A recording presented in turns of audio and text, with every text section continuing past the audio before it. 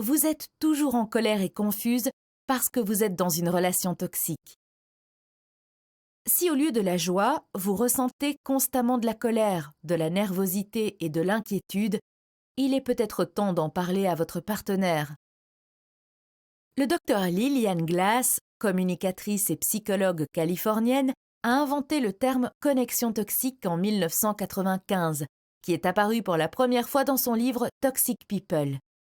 Comme elle l'explique, telle est toute relation dans laquelle les gens ne se soutiennent pas, dans laquelle il y a un conflit dans lequel on essaie de zapper l'autre, où il y a compétition, manque de respect et manque d'association. Bien qu'il y ait des hauts et des bas dans chaque relation, dans celle qui est toxique, il y a un inconfort constant, jusqu'à ce que les moments négatifs deviennent dominants sur les positifs.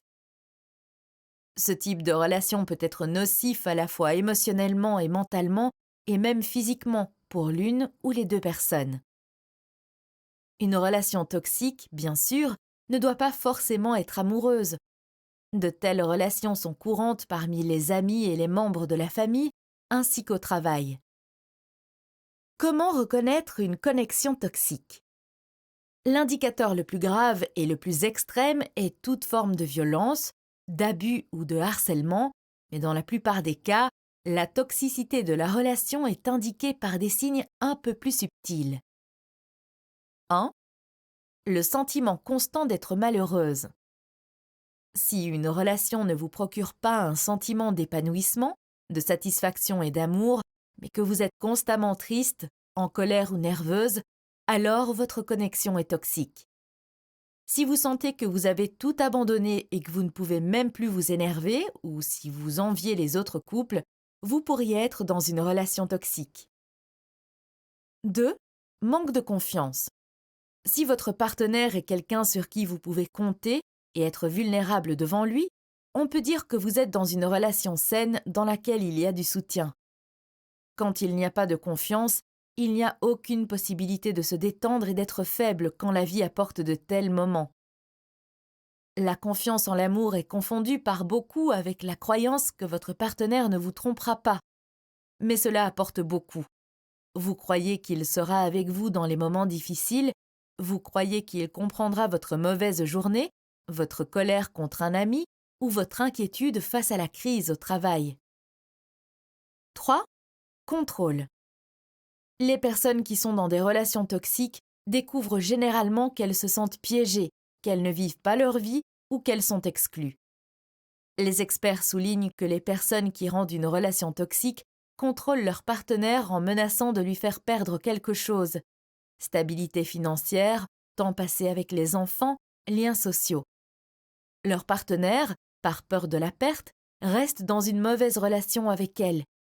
Elles peuvent également, avec des menaces plus ou moins directes, indiquer que vous vous retrouverez sans elles si vous décidez de faire quelque chose dans votre vie avec quoi elles ne sont pas d'accord. Des grandes choses comme changer de travail, aux petites choses comme sortir avec des amis.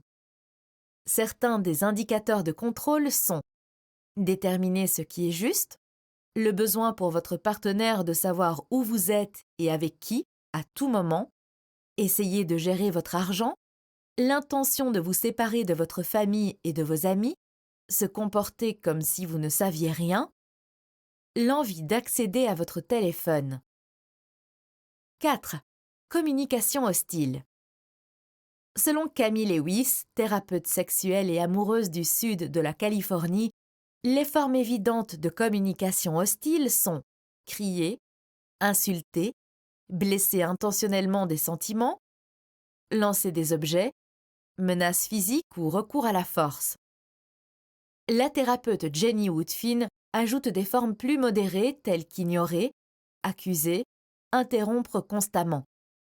Ce mode de communication crée des tensions et crée le fossé entre les partenaires. 5. Mensonges fréquents. Même les plus petits mensonges minent facilement la crédibilité, surtout s'ils sont courants. Le partenaire menteur indique qu'il est loyal envers lui-même, pas envers la relation, selon Jenny Woodfin.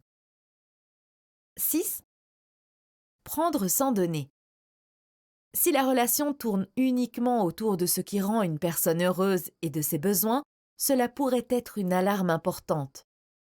C'est une chose d'être prévenante envers son partenaire, mais si tu te rends compte que tu te dis souvent non et oui à lui, tu pourrais envisager d'établir des limites.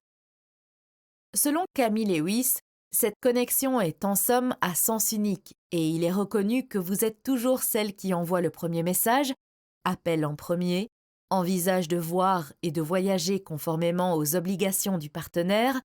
Les attentes ne sont pas comblées, vous êtes en attente constante que l'autre côté change. Bref, vous donnez tout, mais vous n'obtenez presque rien. Dans tous ces cas, lorsque la situation s'éternise, vous essayez de trouver une excuse à la personne qui rend la relation toxique et vous vous fatiguez de plus en plus. Vous vous sentez coupable lorsque vous faites quelque chose pour vous-même, lorsque vous ne tenez pas compte de votre partenaire et que vous remarquez généralement tard que votre relation n'est pas saine. Vous remarquez seulement lorsqu'il s'éloigne et que ces choses deviennent normales. Que faire ? Si le partenaire est devenu violent, l'affaire est claire, signalez-le. Les numéros de téléphone suivants sont mis en évidence sur le site Justifit. 3919, violence conjugale. Dans les situations d'urgence, il faut appeler la police ou la gendarmerie au 17 ou au 112. Le 112 est le numéro d'urgence valable dans toute l'Union européenne. Les appels sont gratuits dans les deux cas. Voici une liste de numéros pouvant être utiles en cas de violence conjugale. SOS Viol 0800 05 95 95. Numéro gratuit et anonyme, disponible du lundi au vendredi de 10 à 19 heures. 08 Victimes 08 842 846 37. Prix d'un appel local. Numéro disponible tous les jours de 9 à 21 heures. Il s'adresse à toutes les victimes, dont les victimes d'agressions sexuelles. SOS Violence familiale. 01 44 73 01 27. Attention, ce numéro s'adresse aux auteurs de violences conjugales et non pas aux victimes. Si votre relation toxique est un problème de nature émotionnelle et mentale, vous devez bien réfléchir à la question de savoir s'il existe un lien avec le salut. Existe-t-il un moyen de changer votre partenaire ? Est-il prêt à suivre une thérapie avec vous ? A-t-il remarqué que quelque chose ne va pas dans son comportement ? A-t-il conscience de la douleur qu'il inflige ? Y a-t-il un espoir ? Si la réponse à toutes ces questions est non, la relation ne peut qu'empirer avec le temps. L'amour ne devrait jamais vous coûter votre paix, votre personnalité ou votre bonheur. S'il y a plus de mauvaises choses que de bonnes, et si au lieu de ressentir de la joie, vous ressentez constamment de la tristesse et de la colère, il est peut-être temps de tourner le dos et de choisir un nouveau départ. Cela peut vous apporter beaucoup et vous perdrez évidemment peu ou rien.